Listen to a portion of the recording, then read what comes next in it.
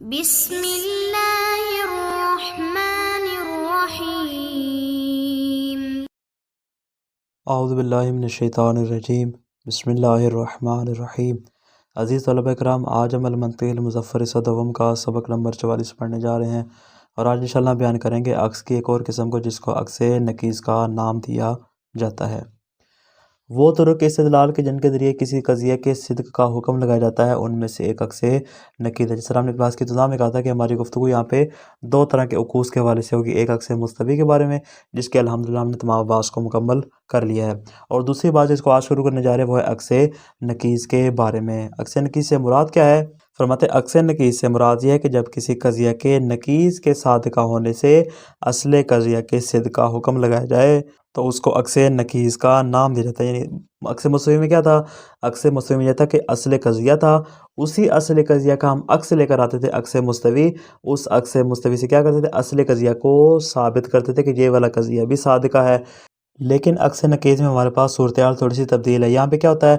یہاں پہ ہمارے پاس جو اصل قضیہ ہے ہم اس کے نکیز کو لے کر آتے ہیں، اور اس نکیز کا ہم کیا کرتے ہیں؟ اس نکیز کا عکس لے کر آتے ہیں، فرماتے ہیں اس کے ذریعے کیا کرتے ہیں؟ اصل قضیہ کو ثابت کرتے ہیں۔ حقیقت میں عکس کی یہ دوسری قسم شمار ہوتی ہے۔ عکس نکیز کے لیے ہمارے پاس دو طرح کے طریقے پائے جاتے ہیں، ایک ہے طریقہ قدما اور دوسرا ہے طریقہ متاخرین۔ فرماتے ہیں کہ طریقہ قدما کیا ہے؟ قدما کا طریقہ یہ ہے کہ سب سے پہلے موضوع اور محمول دونوں کا نکیز لے کر آتے ہیں، پھر دونوں کی جگہ تبدیل کرتے ہیں۔ پہلے نکیز لے کر آتے ہیں، نکیز کا پھر بعد میں عکس بیان کرتے ہیں، بس دونوں کی جگہ تبدیل کر دیتے ہیں، موضوع کی جگہ محمول، محمول کی جگہ پہ موضوع کو لے آتے ہیں۔ یعنی محمول کے نکیز کو موضوع بنا دیتے ہیں، اور جو موضوع کا نکیز تھا اس کو محمول بنا دیتے ہیں۔ مثال کے طور پہ ہمارے پاس قضیہ کلو انسان حیوان، ہر انسان حیوان ہے، مطلب اس کا موضوع کیا؟ انسان ہے، اور اس کا محمول حیوان ہے۔ جو اس کا محمول ہے اس کا نکیز کیا ہوگا؟ لا حیوان۔ فرماتے ہیں کہ اس لا حیوان کو موضوع بنا دیں گے، اور جو انسان ہمارے پاس موضوع اس کا نکیز کیا ہے؟ لا انسان، اس کو محمول بنا دیں گے۔ کیا کہیں گے؟ کہ کلو لا حیوان لا انسان، ہر لا حیوان جو ہے وہ لا انسان ہوگا۔ اس عکس کو عکس نکیز موافق کہتے ہیں۔ کیوں؟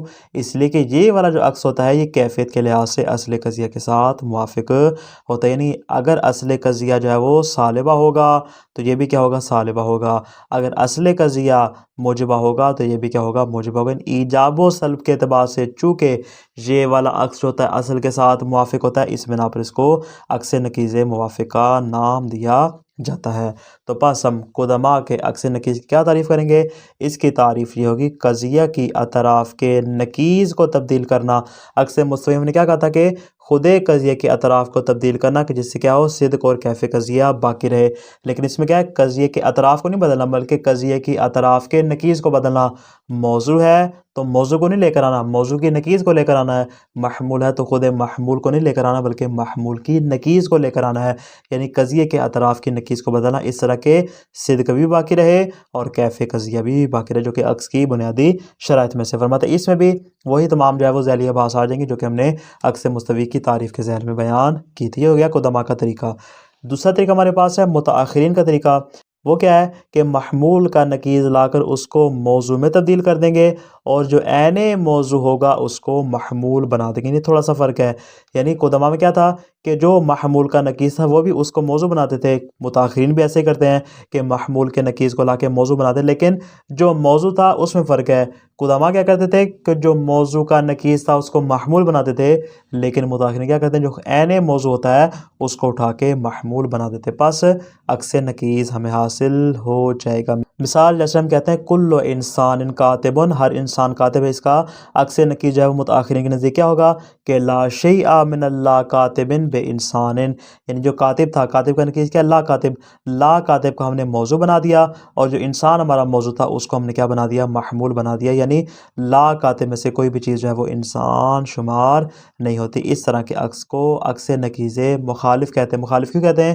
اس لیے کہ یہ والا جو نکیز ہوتا ہے یہ کیفیت کے اعتبار سے اصل قضیہ کے ساتھ مخالفت رکھتا ہے، یعنی اگر وہ موجبہ ہے تو یہ سالبہ ہوگا، اگر وہ سالبہ تو یہ موجبہ ہوگا۔ اس اعتبار سے اس کو نکیز مخالف کا نام دیا جاتا ہے۔ پس متاخرین کے عکس نکیز کی تعریف کیا ہوگی؟ کہ قضیہ کی اطراف کو تبدیل کرنا کہ اس کا موضوع محمول کی نکیز اور اس کا جو محمول ہے وہ عین موضوع ہو، اس طرح کہ صرف صدق قضیہ باقی رہے، البتہ کیف قضیہ اس میں باقی نہ رہے۔ یعنی چونکہ ہم نے کہا تھا کہ ایک موجبہ دوسرا سالبہ ہوگا، اس بنا پر چونکہ کیف باقی نہیں رہتا، لہذا جو متآخرین کا عکس نکیز ہے اس میں کیف قضیہ نہیں باقی ہوگا، بلکہ فقط اور فقط صدق باقی ہوگا۔ اور وہاں پہ کیا ہوگا؟ وہاں پہ طرفین تبدیل ہوں گی، لیکن جو محمول کا نکیز ہوگا وہ موضوع بن جائے گا، اور جو پہلے والا موضوع تھا وہ بعینی کیا بن جائے گا؟ محمول بن جائے گا۔ قدما اور متآخرین کی تعریف میں بنیادی فرق کیا ہے کہ قدما کے نزدیک عکس نکیز میں صدق اور کیف دونوں باقی رہنے چاہیے، جبکہ متآخرین کے نزدیک صرف صدق باقی رہے گا، البتہ کیفیت کا باقی رہنا ضروری نہیں ہے۔ ان دونوں طریقوں کو بیان کرنے کے بعد اب یہاں پہ سوال اٹھے گا کہ آیا قدما کا طریقہ صحیح ہے یا متآخرین کا طریقہ صحیح ہے؟ ہم دو طریقے بیان کر دیا آپ کے سامنے، ان میں سے قدما کا صحیح ہے یا پھر متآخرین کا؟ اس طرح فرماتے یہ سوال بھی اٹھے گا کہ متآخرین نے قدما کے طریقہ سے عدول کیوں کیا؟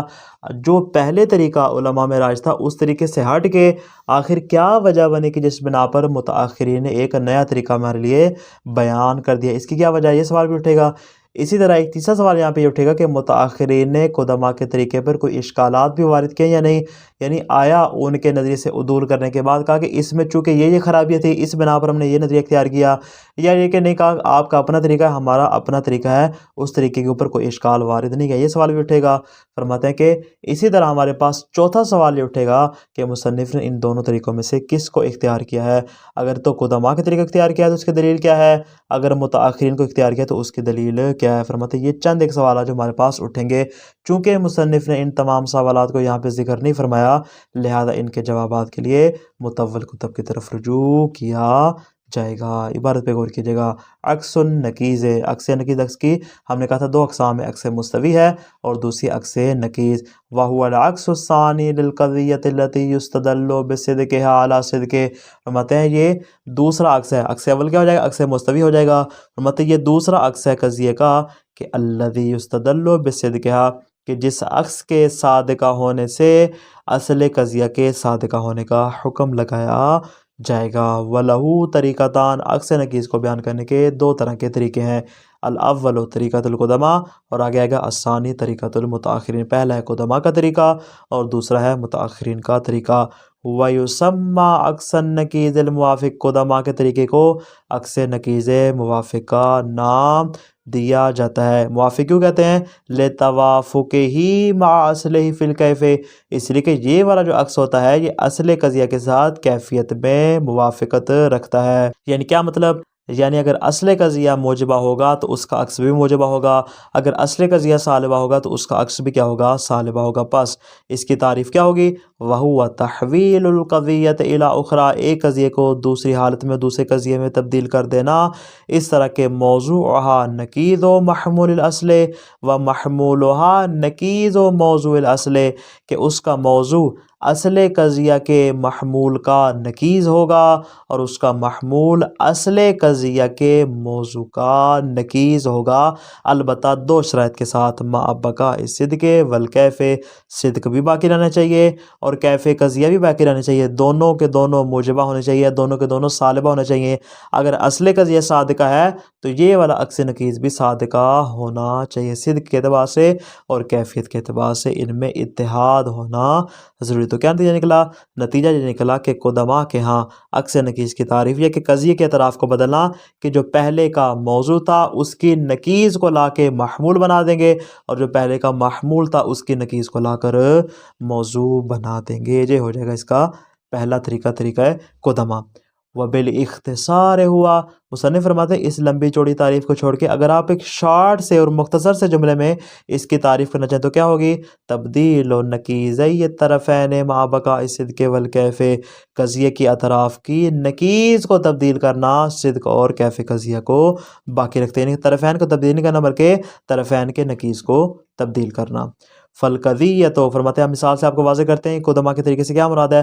فالقضیۃ کل کاتب انسان، اگر آپ کہتے ہیں کل کاتب انسان، ہر کاتب انسان ہے، تحول بعکس النقیض موافق لہا، اگر ہم اس کا عکس نقیض بنائیں گے تو کیا کریں گے؟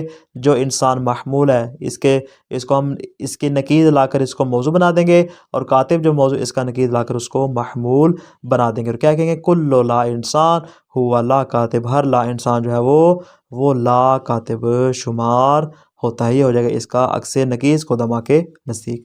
الثانی طریقۃ المتاخرین، عکس نکیز کا دوسرا طریقہ ہے طریقہ متاخرین۔ ویسمى عکس النکیز المخالف، اس کو عکس نکیز مخالف بھی کہا جاتا ہے۔ وجہ لتخالفہ مع اصلہ فی الکیف، اس لیے کہ یہ والا جو عکس ہوتا ہے وہ اصل قضیہ کے ساتھ مخالفت رکھتا ہے، کس میں؟ فی الکیف، کیفیت کے اعتبار سے۔ کیا مطلب؟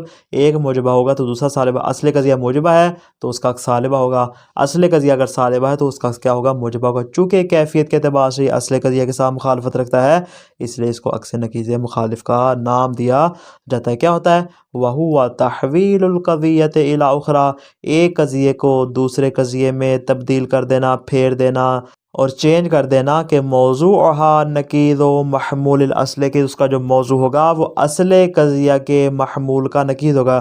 یعنی یہاں تک جو تعریف ہے وہ وہی قدما والی تعریف کے ساتھ مشترک ہے، لیکن جو اگلا نقطہ ہے یہاں سے پھر کیا ہے، ان کی تعریف جو تبدیل ہو جائے گی کہ اس کا جو موضوع ہوگا وہ اصل قضیہ کے محمول کا نقیض ہوگا، و محمولها عین موضوع الاصل، اور جو اس کا محمول ہوگا وہ اصل قضیہ کے موضوع کو ہی رکھ دیا جائے گا، اس کے نقیض کو تبدیل نہیں کیا جائے گا۔ مع بقاء الصدق دون الکیف، البتہ اس میں صدق تو باقی رہتا ہے لیکن کیف قضیہ باقی نہیں رہتا۔ فالقضیۃ کل کاتب انسان، بس اگر ہمارے پاس قضیہ کل کاتب انسان ہے، اگر ہم اس کا عکس نکیز بنائیں متاخرین کے نزدیک تو حول بعکس النکیز المخالف، عکس نکیز مخالف اس کا کیا ہوگا؟ لا شیء من اللہ انسان بکاتب، یعنی جو کاتب موضوع تھا، موضوع کو بیان ہم نے محمول بنا دیا، اور جو اس کا محمول تھا اس کی نکیز کو لا کر ہم نے اس کو موضوع بنا دیا کہ لا انسان میں سے کوئی بھی چیز جو ہے وہ کاتب شمار نہیں ہوتی۔ تو خلاصہ کیا ہوا آج کے درس کا؟ عکس کی ہمارے پاس دو قسمیں ہیں، ایک ہے عکس مستوی اور دوسرا ہے عکس نکیز۔ عکس مستوی کو گزشتہ ہم نے بیان کیا، اب ہم عکس نکیز کی بحث کو شروع کرنے جا رہے ہیں۔ عکس نکیز سے مراد کسی قضیہ کے نکیز کے عکس سے اصل قضیہ کے صدق کا حکم لگانا، یعنی جس طرح ہم نے عکس مستوی میں کہا تھا کہ وہاں پر کیا ہوتا ہے، دو قضایا ہوتے ہیں اور دو قضایا صدق کے اعتبار سے ایک دوسرے کے ساتھ مستلزم ہوتے ہیں، لازم و ملزوم ہوتے ہیں۔ یہاں پر بھی کیا ہے، دونوں آپس میں لازم و ملزوم ہو گئے، لیکن فرق کیا ہے؟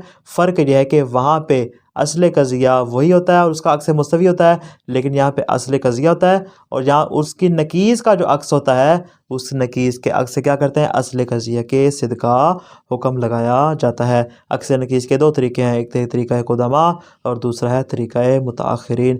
قدما کے نزدیک کیا تعریف ہے عکس نکیز کی؟ قضیہ کی اطراف کو بدلنا، اس طرح کے صدق اور کیف باقی، البتہ قضیے کے اطراف کے مراد یعنی قضیے کے اطراف کی نکیز کو تبدیل کرنا، در حالانکہ دو شرائطوں، صدق بھی باقی رہے اور کیف قضیہ بھی باقی رہے۔ متاخرین کے نزدیک قضیے کی اطراف کو بدلنا اس طرح کے صرف صدق باقی ہو، البتہ کیف کا باقی رہنا وہاں پہ ضروری نہیں ہے۔ السلام علیکم ورحمۃ اللہ وبرکاتہ۔